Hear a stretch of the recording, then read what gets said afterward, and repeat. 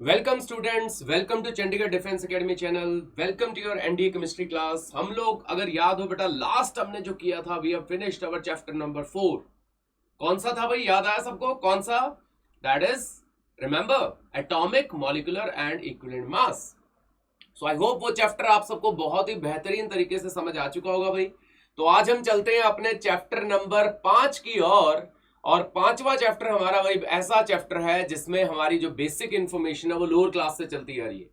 और चैप्टर जैसा कि आप देख पा रहे हो, आपके सामने प्रॉपर विजिबल हो रहा है, atomic structure and radio activity. Basically it is all about atomic structure अगर मैं बात करूं तो, क्योंकि रेडियो एक्टिविटी तो उसका एक छोटा सा हिस्सा है।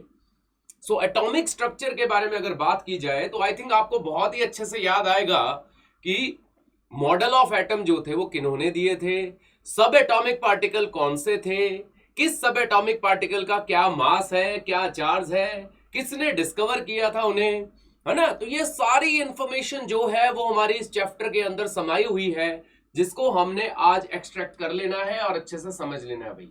तो फर्स्ट लेक्चर शुरू कर रहे हैं आपके सर, आपका चैप्टर 5 का पहला लेक्चर जो है हमारा चैप्टर कौन सा भाई? Atomic structure and radio activity. So let's start without wasting a single bit of time. So if you observe it, chapter 5 हमारे पास आ चुका है भाई, that is atomic structure and radio activity. तो इसमें फर्स्ट क्वेश्चन अगर आप ऑब्जर्व कर रहे हो cadets, it is related to your basic information जो हम बचपन से पढ़ते आ रहे हैं। क्या पढ़ते आ रहे हैं भाई? कि जो डाल्टन एटॉमिक थ्योरी थी वो स्मॉलेस्ट पार्टिकल जो मानती थी, जिसकी इंडिपेंडेंट एग्जिस्टेंस मानी गई थी उस टाइम, वो किसकी मानी गई थी? तो अगर मैं हमेशा कहता हूं आप क्वेश्चन को बहुत ही ध्यान से पढ़ें, तो उस क्वेश्चन में ही आपका आंसर छुपा हुआ है, क्योंकि इसने कहा है Dalton atomic theory. So naturally it is related to what? कि इंडिपेंडेंट एग्जिस्टेंस या स्मॉलेस्ट एग्जिस्टेंस किसकी थी भाई? I think everybody will agree that is existence of atom. क्योंकि डाल्टन ने कौन सी थ्योरी दी थी भाई? एटॉमिक थ्योरी, जिसमें उन्होंने ये माना था कि एटम जो है वो सबसे स्मॉलेस्ट पार्टिकल है। क्लियर है भाई first question? Very good, very nice to see that everybody is clear about the concept. Let us move on to question number 2 cadets. So question number 2 जो है ये आ गया भाई हमारे पास related to some inventions, discoveries. किसने क्या इन्वेंट किया, किसने क्या डिस्कवर किया, तो ये बड़ी एक इंपॉर्टेंट पार्ट है भाई जो हमें आना चाहिए यहाँ केमिस्ट्री में। तो पहला हमारा जो क्वेश्चन है उसकी बात करते हैं। वो कहता है electron was discovered by whom. तो भाई अगर आप इलेक्ट्रॉन की बात करें तो इलेक्ट्रॉन जो था वो डिस्कवर किया गया था, it was discovered by J Thomson, if you remember. यहीं पे मैं आपको याद दिलाऊंगा, proton was discovered by Goldstein, just remember that. And neutron was discovered by James Chadwick. तो ये तीन तो बड़े मेजर सब एटॉमिक पार्टिकल है भाई, जो हमें अच्छे से याद होने चाहिए। लेकिन जैसा कि सर हमेशा कहते हैं कि बाकी जो ऑप्शंस दिए हुए हैं वो क्या बता रहे हैं, सो आओ उनको भी खंगालें। तो जैसे उसने कहा यहाँ पे विलियम क्रूक्स, तो आपने बेटा बहुत अच्छे से एक पढ़ा हुआ है, इफ यू ऑल रिमेंबर। आपको जैसे ही मैं लिखूंगा याद आ जाएगा, आपने एक डिस्चार्ज ट्यूब एक्सपेरिमेंट पढ़ा हुआ है कैडेट्स। सो वो डिस्चार्ज ट्यूब की जो डिस्कवरी थी वो किसने की थी भाई? That was done by crooks, isn't it? तो इजीली याद रहेगा भाई, William crooks has discovered the discharge tube, जिसके थ्रू हम डिस्चार्ज ट्यूब एक्सपेरिमेंट करते थे बेटा, जिसमें फिर बात हुई थी anode rays, cathode rays, proton electron के एग्जिस्टेंस की बात हो गई थी भाई। सही है। हेनरी, आई थिंक बेटा it is just a unit of, ये ज्यादा भाई फिजिक्स में दिखेगा आपको, तो this is a unit of magnetic field, just remember that. ठीक है cadets, this is a unit of magnetic field, just remember that. तो ये हमने जरूर ध्यान में रखना है भाई, ये यूनिट किसकी है भाई? मैग्नेटिक फील्ड की यूनिट है, हेनरी। ठीक है, कैपिटल एच लिखा होगा भाई। Rutherford, I think if you remember, he discovered, I think आप लोगों को पक्का याद होगा भाई, 100% याद होगा, न्यूक्लियस। क्योंकि रदरफोर्ड का जो हमने एक्सपेरिमेंट किया था, अल्फा स्कैटरिंग एक्सपेरिमेंट, उससे अल्टीमेटली किस चीज की डिस्कवरी हुई थी बेटा? It was a discovery of nucleus. तो फटाफट करें रिव्यू दोबारा। इलेक्ट्रॉन किन्होंने डिस्कवर किया? J Thomson. प्रोटॉन किन्होंने डिस्कवर किया? गोल्डस्टीन। न्यूट्रॉन किन्होंने डिस्कवर किया? James Chadwick. डिस्चार्ज ट्यूब किन्होंने डिस्कवर किया? Crookes. Unit of magnetic field है यहाँ पे भाई हेनरी। और न्यूक्लियस किन्होंने डिस्कवर किया? It was discovered by Rutherford. Remember everything. तो ये सारी इंफॉर्मेशन अब अपने पास सहेज के रखना भाई, क्योंकि ये इंफॉर्मेशन बहुत ही ज्यादा कारगर होने वाली है, बहुत काम आने वाली है भाई। तो सेकंड क्वेश्चन भी देखिए भाई, हमने बहुत ही अच्छी तरह से स्कैन कर लिया, अच्छे से समझ लिया कि सेकंड क्वेश्चन में हमारे पास क्या क्या था। सो आओ भाई चले अपने थर्ड क्वेश्चन की ओर। क्या है भाई थर्ड क्वेश्चन? आओ थर्ड क्वेश्चन पे थोड़ा सा टारगेट करते हैं। क्या है जी थर्ड क्वेश्चन? अब थर्ड क्वेश्चन में कैडेट्स उसने कहा है कि atomic number of an element हमें निकालना है भाई, सही है। और मास नंबर हमें दे रखा है दोस्तों, मास नंबर दे रखा है 27 और जिसमें 13 न्यूट्रॉन्स हैं। तो मैं एक इंफॉर्मेशन आपके साथ शेयर करूं, आपको ध्यान भी होगा, हम लोअर क्लास से हमेशा ये एक स्टैंडर्ड सिंबल लिखते हैं बेटा, जेड एक्स से, याद आया सबको? जिसमें जेड होता है हमारा, आई थिंक आप सब अपने आप ही बोल देंगे, मुझे पता है मुझे से पहले ही, it is more famous by the name atomic number. और ए जो है भाई that is main famous with obviously I can say mass number या एटॉमिक मास। बोलो एटॉमिक मास, इसको मास नंबर, मास नंबर को एटॉमिक मास थोड़ी बोलेंगे यार, क्या बोलेंगे? बोलेंगे बेटा this was said to be an atomic mass, ठीक है। तो इसका नाम याद रखेंगे। और एक्स जो है that is a symbol of an element. So इसमें एक जानकारी जो हमें पक्का ध्यान रखनी है दोस्तों, अगर मुझे एटॉमिक नंबर पता है और इसका मतलब मुझे पता है नंबर ऑफ प्रोटॉन्स, और अगर उस पे कोई चार्ज नहीं है उस एलिमेंट पे, तो इसका मतलब इलेक्ट्रॉन भी उसके इक्वल होंगे। तो एटॉमिक नंबर पता लगता है, क्या पता लग गया भाई? प्रोटॉन और इलेक्ट्रॉन। अब मास जो है मेनली हम हमेशा कहते हैं भाई किसी भी एलिमेंट का कहां पे इकट्ठा हुआ है। याद करो अभी पिछले क्वेश्चन में आया था एक वर्ड न्यूक्लियस, और वहां पे कौन से पार्टिकल रेजिड करते हैं बेटा? वहां पे पार्टिकल रेजिड करते हैं प्रोटॉन और न्यूट्रॉन। याद आ गया भाई सबको? तो ये क्वेश्चन बहुत ही इजी है अगर आप ध्यान दें, बिकॉज मुझे मास नंबर गिवन है बेटा, that is given to me as 27। तो अगर मैं यहां पे मास नंबर 27 लिख दूं और मैं आपको कहूं मैंने न्यूट्रॉन दिए हुए हैं 13, तो आप सब समझ गए हैं क्वेश्चन भाई, प्रोटॉन कितने आएंगे? 27 minus 13, accurate our answer will be 14। देख लो भाई, आराम से देखो क्वेश्चन तसल्ली से। लेकिन प्लीज याद रखना कैडेट्स, अगर प्रोटॉन पता है, इलेक्ट्रॉन पता है, क्योंकि चार्ज नहीं है ना बेटा, चार्ज तो बेसिकली है ही नहीं उसके ऊपर, तो प्रोटॉन इलेक्ट्रॉन बराबर होंगे। और एटॉमिक नंबर भी हम लोगों को पता लग गया।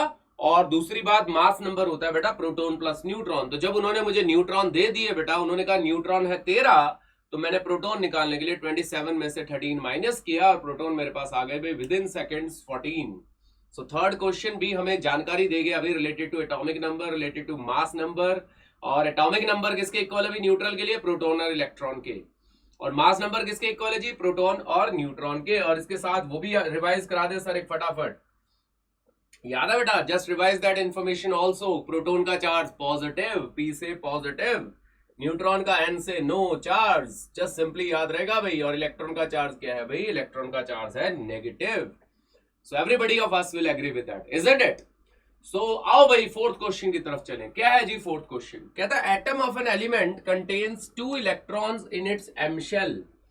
तो एलिमेंट कौन सा है भाई? तो अगर आपको याद हो, हम लोग लोअर क्लास में पढ़ते थे बेटा KLMN, हम इस तरह से शेल्स पढ़ते थे बेटा, अगर आपको याद हो तो अगर मैं आपको ये कहूं कि एम शेल में 2 इलेक्ट्रॉन हैं, सो आप सब 100% एग्री करेंगे सर से कि थर्ड शेल में तो इलेक्ट्रॉन तब जाएगा जब पहली 2 शेल क्या होंगी भाई? वो फुल होंगी।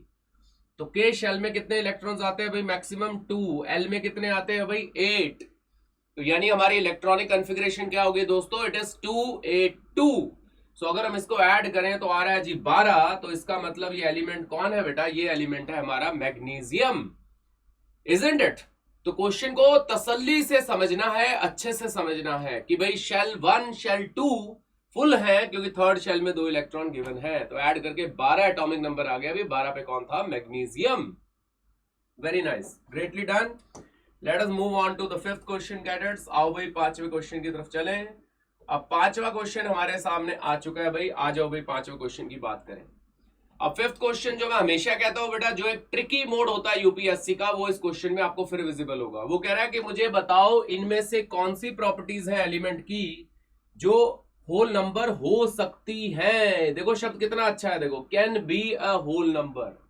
ये नहीं कह रहा कि वो होल नंबर है, वो कहता है वो होल नंबर हो सकते हैं। तो प्लीज पिक अप बेटा, एटॉमिक मास एटॉमिक मास तो आप लोगों को बहुत अच्छे से याद है, फ्रैक्शन में था, हमने पिछले चैप्टर में बात हुई थी आइसोटॉप्स की, याद करो। क्लोरीन 35.5 याद आ गया, कॉपर 63.5, तो वो होल नंबर हो सकता है, ऐसा थोड़ा सा चांसेस कम है, इजंट इट। फिर आ रहा है एटॉमिक रेडियस। आई थिंक बेटा एटॉमिक रेडियस की अगर बात की जाए, रेडियस आप मेजर करते हो बेटा पिकोमीटर में, तो पिकोमीटर में तो बेटा वैल्यू बहुत ही माइन्यूट हो जाएगी, बहुत ही स्मॉल हो जाएगी, तो उसके भी चांसेस क्या रह गए भाई, लेस रह गए। और अगर मैं बोलूं एटॉमिक वॉल्यूम, तो बेटा एटम को आप कैसा मानते हो, स्फेरिकल, तो स्फेयर का फॉर्मूला याद आया सबको मैथ से, 4/3πr³। तो जब आर बेटा पिकोमीटर में है तो वॉल्यूम भी किसमें होने वाली है बेटा, it will also be even smaller unit than that, क्योंकि क्यूब हो जाएगा भाई। तो यहां पे सिर्फ एक ही है जी जो आपका बेहतरीन आंसर है, जो लग रहा है कि शायद होल नंबर हो सकता है, शायद। तो एटॉमिक नंबर याद है ना बेटा, it is always a number, वो तो फ्रैक्शन हो ही नहीं सकता। 1 से 118 एलिमेंट के हमारे नंबर कैसे है भाई, पॉइंटों में तो नहीं है ना। So this is the best option of this question भाई, आराम से तसल्ली से समझना है आपने। लैंग्वेज बहुत इंपॉर्टेंट है बेटा, क्योंकि ये can be, it should be, है ना, इट कुड बी, ये शब्द बड़े ही जबरदस्त है, जिनमें बेसिकली बहुत बड़ा राज छुपा हुआ है। इसलिए सर हमेशा कहते हैं कि क्वेश्चन की लैंग्वेज को आराम से समझो, उसके बाद आपको दिक्कत नहीं आएगी कभी भी। अब आ गया भाई हमारा 6th क्वेश्चन। आओ भाई 6th क्वेश्चन की बात करें। क्या है 6th question, let us see to it. कहता करेक्ट सीक्वेंस लगा दो जी टर्म्स ऑफ इंक्रीजिंग मास की। करेक्ट सीक्वेंस लगा दो भाई, किसकी भाई, टर्म्स ऑफ इंक्रीजिंग मास की। अब please remember a basic information बच्चों, कि प्रोटॉन हम लोग हमेशा जो बात करते हैं भाई, सबसे लाइटेस्ट सब एटॉमिक पार्टिकल माना जाता है बेटे इलेक्ट्रॉन। तो अगर मैं सारे ऑप्शंस देखूं, ध्यान से देखो बेटा, electron electron electron, I think ना इसमें है, ना इसमें है, ना इसमें है। आपके पास इलेक्ट्रॉन बेटा किस ऑप्शन में है, ऑप्शन नंबर बी में है बेटा, क्योंकि इंक्रीजिंग ऑर्डर में लगाना है। इंक्रीजिंग याद है ना बेटा, बढ़ते क्रम में, छोटे से बड़ा।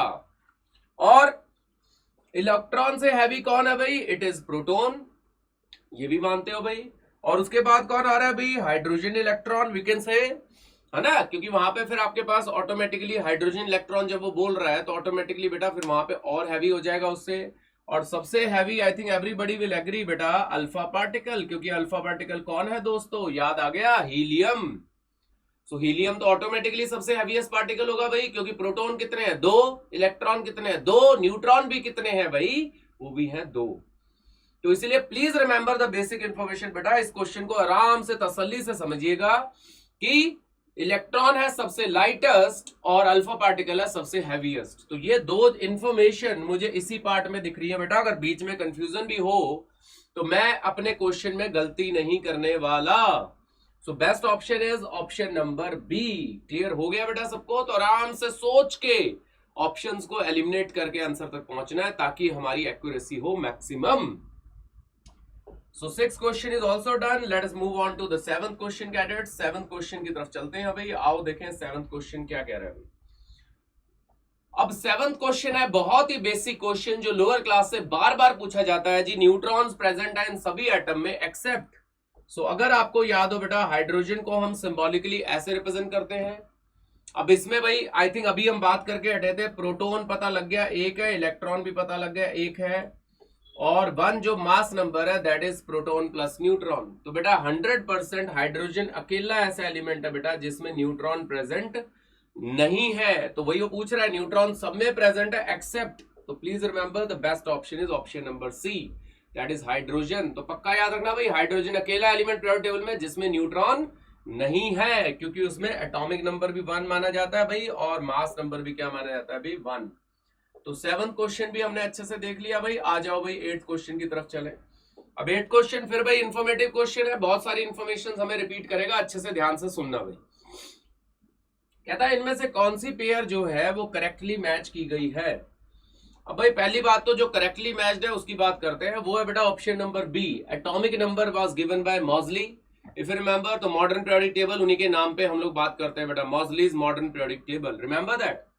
अब चैडविक सर ने बताया था, याद करो भाई, चैडविक ने क्या किया था, डिस्कवर, याद आ गया भाई, it is obviously it discovered neutron. तो न्यूट्रॉन चैडविक से मैच कर रहा है भाई।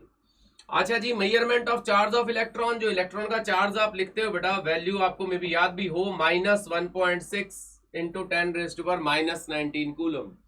तो ये जो चार्ज की वैल्यू थी बेटा, it was given by whom, it was given bye Millikan, just remember बेटा। तो वो मिलिकन से मैच कर जाएगा भाई, पक्का याद रखना। और एक जो वर्ड रह गया भाई, कौन नेम रह गया, एस्टन। सो एस्टन ने दिया था बेटे, he has given us, he has discovered basically what, he has discovered the mass spectrograph। सो उन्होंने मास स्पेक्ट्रोग्राफ किया था बेटा जी, जो पॉइंट हमने क्लियर कर रहा है अपने माइंड में पक्का। तो क्वेश्चन में मैच क्या कर रहा है भाई, एटॉमिक नंबर विद मॉजली। न्यूट्रॉन पहले भी बात हुई थी, Chadwick. Mass spectrograph Aston, please remember. और चार्ज ऑफ इलेक्ट्रॉन मेजर किन्होंने किया था जी, दैट वाज बाय मिलिकन। तो ये सारी इंफॉर्मेशन हमने यहां से एक्सट्रैक्ट कर ली भाई, दिस इज ऑल्सो क्लियर। सो ये क्वेश्चन भी हमने अच्छे से कर लिया। आओ भाई आगे चले, let's move on to question number 9। अब 9th क्वेश्चन पे पहुंचने से पहले सर फिर आपको बोलेंगे बेटा कि जिन्होंने अभी तक हमारे चैनल को सब्सक्राइब नहीं किया, सब्सक्राइब कर लीजिए बेटा जल्दी जल्दी, क्योंकि इसमें आपका है ढेरों फायदा जो छुपा हुआ है।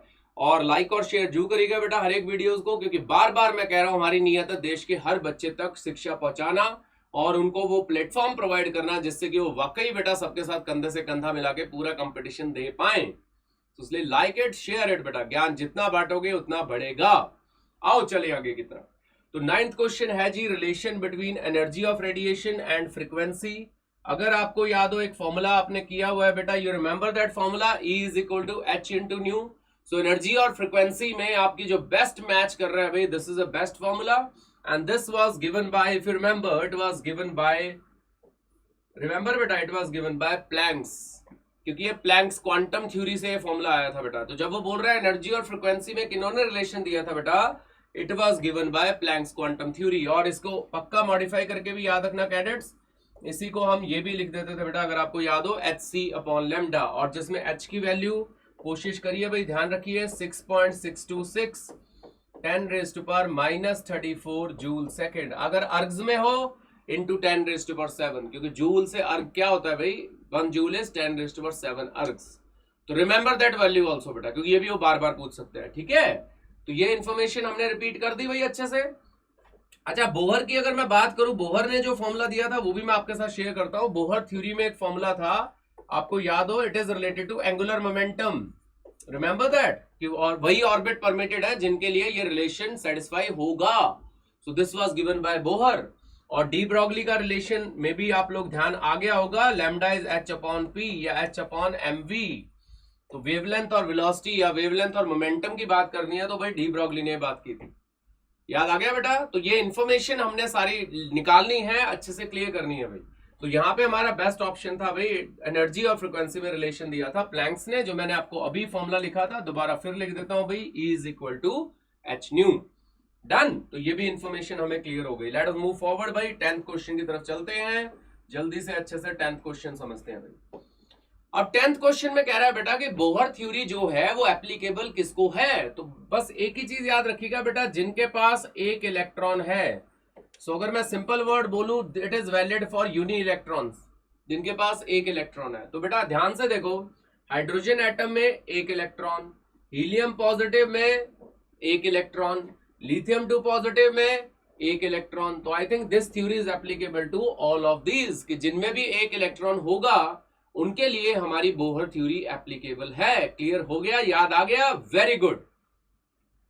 सो क्वेश्चन नंबर 10 भी हमने अच्छे से कर लिया। आओ भाई 2-4 क्वेश्चन और करेंगे, 15 क्वेश्चन करेंगे बेटा अच्छे से, ताकि ये भी हमारा टॉपिक आगे बढ़े। अब 11वां क्वेश्चन देखो। अब सर बार बार हर क्वेश्चन में क्यों डिटेल निकालते हैं बेटा, हर एक पार्ट की, हर एक ऑप्शन की, क्योंकि ये आपको फायदा देती है। देखो अब 11वें क्वेश्चन में आ गया कि बोहर थ्योरी का रिलेशन क्या था। तो I think everybody will agree now. अभी सर ने रिलेशन लिखा था आपके लिए कि angular momentum is integral multiple of h/2π। I think आपको देखो याद आ गया, तभी सर ने पिछले क्वेश्चन में ही बात कर ली थी। देखो ये अब अगले क्वेश्चन में हो गया कामयाब। तो मैं इसलिए कहता हूं हर एक ऑप्शन को खंगालो, डिटेल में पढ़ो भाई, क्योंकि जब डिटेल में पढ़ोगे तो ऑटोमेटिकली आपका रिजल्ट आएगा बहुत ही बेहतरीन। Then let's move on to the 12th question बेटा जी। अब 12th क्वेश्चन भी एक बेसिक इंफॉर्मेटिव क्वेश्चन है बेटा। वो कहता है जब एक इलेक्ट्रॉन मूव करता है हायर से लोअर ऑर्बिट तो क्या होगा बेटा। अब नॉर्मल लाइफ में सोचो, अगर मैं नीचे से ऊपर जा रहा हूं बेटा पौड़ियों में चढ़ के, तो मुझे एनर्जी चाहिए, एनर्जी क्या करूंगा, अब्सॉर्ब। लोअर से हायर जाना, एनर्जी क्या करूंगा भाई, अब्सॉर्ब। और हायर से लोअर आऊंगा तो क्या करूंगा भाई, एनर्जी लूज, है ना।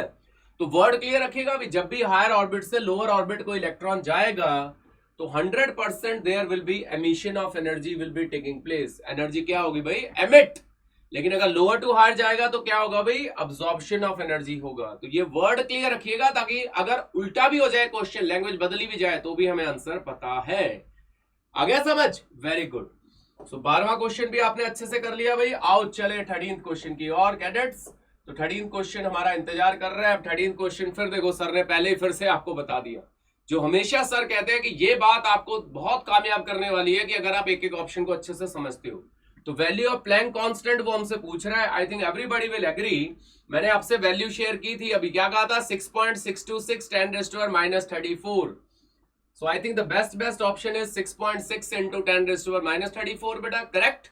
और सर ने जो बात साथ में शेयर करी थी वो भी याद रखना भाई, 1 जूल इज 10⁻7 अर्ग्स। तो कभी अर्ग्स में आ जाए तो भाई इंटू 7 होके ये वैल्यू क्या बन जाएगी, 6.6 10⁻⁻27 अर्ग सेकेंड। तो ये भी ध्यान रखना बेटे, जूल सेकेंड की तो वैल्यू याद रहती है मैक्सिमम -34, लेकिन अर्ग में क्या हो जाएगा भाई, 10 की पावर -27। तो ये भी बात याद कर ली, वेरी गुड, रिवाइज हो गया देखो पूरा दोबारा से, क्योंकि हम पहले ही बात कर चुके थे इसकी।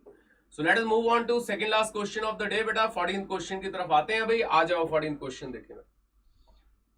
अब 14th क्वेश्चन में कह रहा है कि which of the following statement does not. Sir ने बोला था जब भी आए डज नॉट क्या करना है भाई, अंडरलाइन करना है। वेरी गुड, तो अंडरलाइन करना याद रखना भाई पक्का। तो इनमें से कौन है जो Bohr model of hydrogen atom का स्टेटमेंट जो है वो हिस्सा नहीं है, नहीं है। सो पहली statement, energy of electron is quantized. भाई बिल्कुल, ये तो बोहर की इंफॉर्मेशन थी कि जब तक एक इलेक्ट्रॉन अपनी शेल में रहेगा उसकी एनर्जी क्या होगी भाई, फिक्स होगी, और सर्टेन सिलेक्टेड वैल्यूज ही अलाउड है। ये तो है भाई, दिस इज देयर। तो ये तो है, तो जो है वो थोड़ी बताना है, तो इसलिए ये आंसर नहीं है। Electron in the orbit near this the nucleus has lowest energy. I think energy की बात भी उन्होंने की थी, तो ये भी बात बिल्कुल कही है जी उन्होंने। Electron revolve in different orbit around the nucleus, I think ये भी बात उन्होंने कही थी। लेकिन भाई जो डी स्टेटमेंट लिखी हुई है, ध्यान दो, वो नहीं है उनका हिस्सा, क्योंकि उन्होंने क्या कहा है, पोजीशन और वेलोसिटी जो है इलेक्ट्रॉन की ऑर्बिट में, उसको एक साथ डिटरमाइन नहीं कर सकते। It can not be determined simultaneously. याद आया? ये इंफॉर्मेशन किन्होंने दी थी? I think you all will remember that name. मैं मेंशन करता हूं भैया, आपको पक्का याद आ जाएगा। This information was given by Heisenberg's. कौन सा प्रिंसिपल, याद आ गया भाई सबको? मैं यही मेंशन कर रहा हूं ताकि आपको विजिबिलिटी परफेक्ट रहे।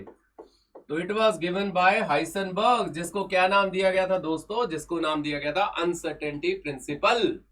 सो ये उन्होंने क्या कहा था कि एक साथ एक्यूरेसी के साथ पोजीशन और वेलोसिटी निकालना किसी भी सब एटॉमिक पार्टिकल के लिए क्या है भाई, नामुमकिन है। तो ये किसने दिया था, अनसर्टेनिटी प्रिंसिपल, हाइसेनबर्ग। तो ये बोहर मॉडल का हिस्सा नहीं था। तो वही तो बताना था कौन सा नहीं था हिस्सा भाई। तो कौन सा हिस्सा नहीं था भाई, डी ऑप्शन हिस्सा नहीं था।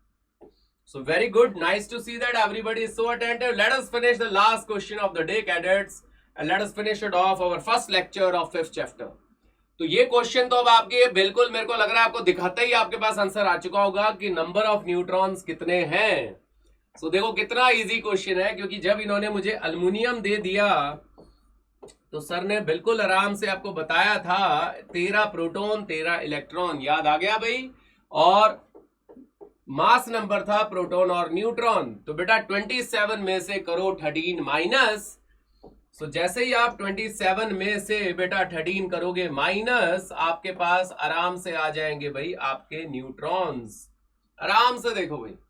सो 14 है भाई ऑप्शन में, बिल्कुल है। तो best option is option number C. तो ये भी हमने कर दिया भाई, बहुत बढ़िया, very nice to see that everybody was so attentive. तो 5वें चैप्टर का पहला लेक्चर हमने अच्छे से समझ लिया भाई, और ये बड़ा बेसिक चैप्टर है, बड़ा इंपॉर्टेंट चैप्टर है भाई। अच्छे से एक एक चीज हमने करनी है, और जो सर बार बार कहते हैं भाई पूरी नियत से पूरी जान लगा के हम लोगों ने तैयारी करनी है, ताकि वाकई हम एनडीए में बहुत ही जबरदस्त परफॉर्म कर पाए। तो इसी तरह से अपनी मेहनत रखो भाई जारी, ठीक है बेटा। सर आपको नेक्स्ट लेक्चर में, अपने 5th चैप्टर के सेकंड लेक्चर में बहुत ही जल्द मिलेंगे। अपना लेक्चर अच्छे से रिवाइज करना भाई, एक एक क्वेश्चन को डिटेल में करना, और फिर अगले लेक्चर में सर आपके साथ फिर से मिलेंगे एक बेहतरीन बेसिकली कंटेंट लेके, जिसमें कि आपका एनडीए केमिस्ट्री सेक्शन आपकी जेब में होगा। So bye bye to all of you cadets, take care, जय हिंद।